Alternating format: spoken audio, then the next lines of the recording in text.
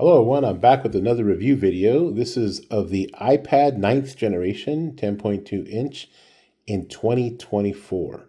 So you're going to see this sale a lot.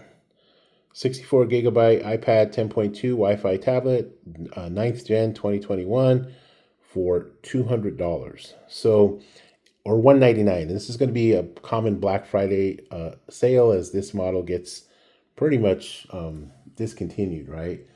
So what I have here is a base model. It's a 64 gigabytes with cellular. This is my son's iPad, and he uses it primarily to play Roblox, to talk to his friends via iMessage, and they also have iPads. They're all a little too young for phones, and to contact, myself or his mother, and his grandparents. He uses it for Zoom for certain meetings that he has or appointments that he has.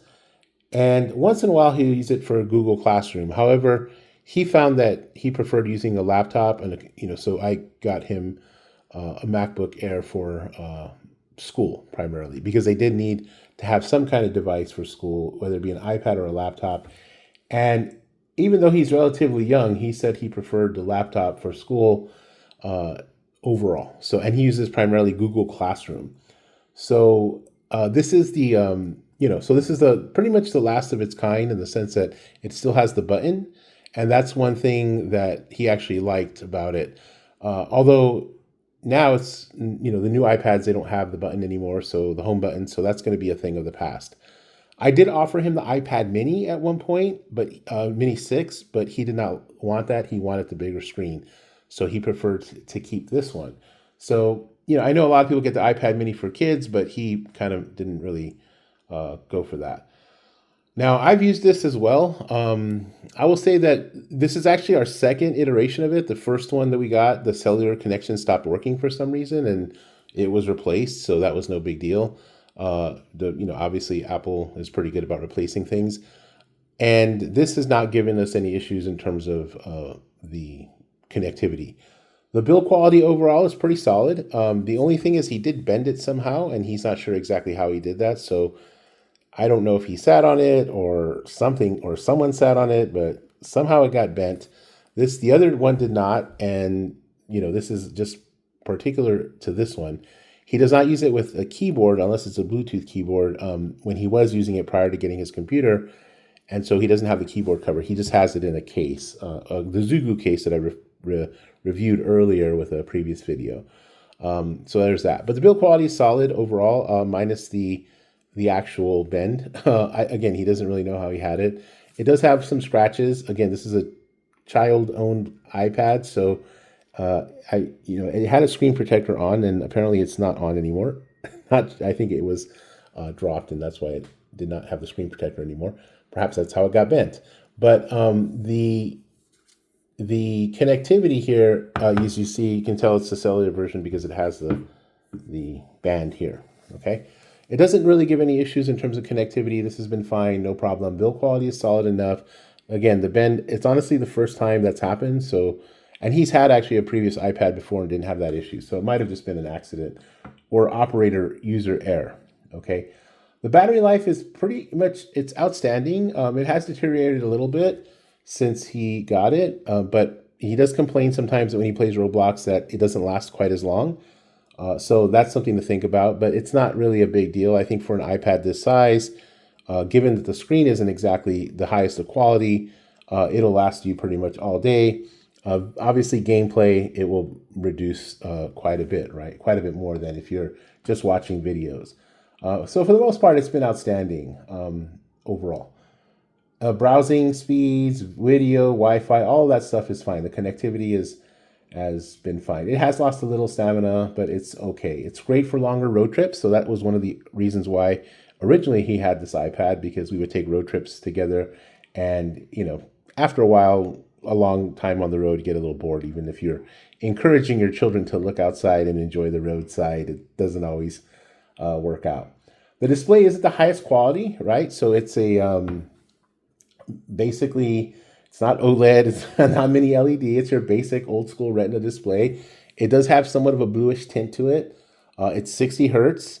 It's not flush with the glass, right? So you can see like there's a little bit of a gap if you kind of angle it sideways between the screen and the actual display itself. So this is your old school kind of standard iPad. You're not going to, if you put it next to an M4 iPad Pro, it's not going to work, right? I mean, it'll work fine, but it's not going to be nearly of the same quality. This is on par with an old school iPhone and what have you, right? It's the old school Retina display.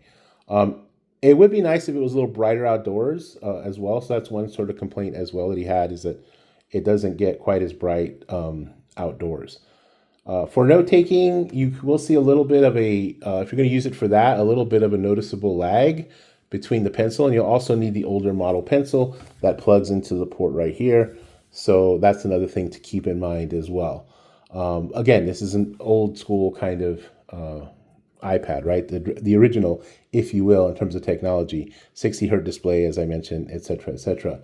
So as long as you don't sit next to an M2 or an M4 OLED or mini LED, iPad, you're going to be fine. It works just fine. Now, the chip you're getting in here is the 11th generation, like the Bionic A13. It's the 3 gigabytes of RAM. So it's an older iPhone, iPhone 11, right? Generation, Bionic 13, 3 gigs of RAM. So, again, it works for the things that he uses it for: Roblox, FaceTime, text messages, the basic stuff, right? So this is an iPad, and it probably could work for other things. Note taking is fine, as if you don't mind the lag, it shouldn't be much of an issue. It's good for basic tasks, I would say, right? It's a content consumption device. I would do some, but you could also get away with doing some, office work, Microsoft Office, if you wanted to. I think that would be just as, you'll be fine. Now, should you get it for $199?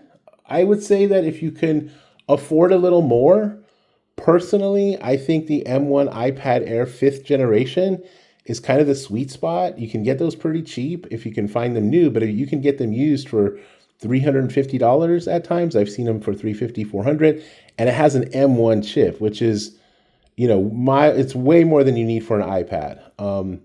So that would be the one I would recommend if you were looking for a budget. But if you want something new, you want it on a super budget, you want to get it for $199, who knows, maybe a Black Friday sale will throw it out for $179. But right now, $199 seems to be the normative sale price to blow these out for a Black Friday, and they've been kind of off and on going for that price. And if you're going to use it for very basic stuff, I think it's perfectly fine. Again, if you can afford a little bit more, I might opt for the iPad Air. If that's okay, that'll be $499, but it'll feature preview way more. Now, $499 on sale, right? But I think the sweet spot is the M1 iPad Air 5th gen. The other thing I would kind of perhaps recommend is if you can get the iPad 10th generation, the one after this, it doesn't have the home button anymore. It probably is not a bad idea to begin to interact with the new interface for, to kind of move away from the button. So I've seen those as low as $249. So for $50 more, I think that might be a little bit of a better option. It's not a huge upgrade in terms of performance. It does have like the next chip up, but that might be something to consider as well. Personally, if I were to pick an iPad, I think that the iPad Air M2 11-inch, and again, if I see them, I've seen them on sale already for $499. They're $599 regular price. If they get down to $499 or even $449, and you want to hold on to this for a good 8 years, because these things will last you good 5, 6, 7, 8 years, then I would do that. I think this one has a few more years of life in it though. For $299, it's not a bad deal. Okay, but it's holding up well. It's been a good serviceable iPad, and yeah. So if you can get on a Black Friday special, I've seen this. Go to Slick Deals. I'm not sponsored by this. It's just an app I recommend. Then I would definitely consider it. Okay? All right. I hope you're well. I hope your family's well, and take care of yourself. Bye-bye.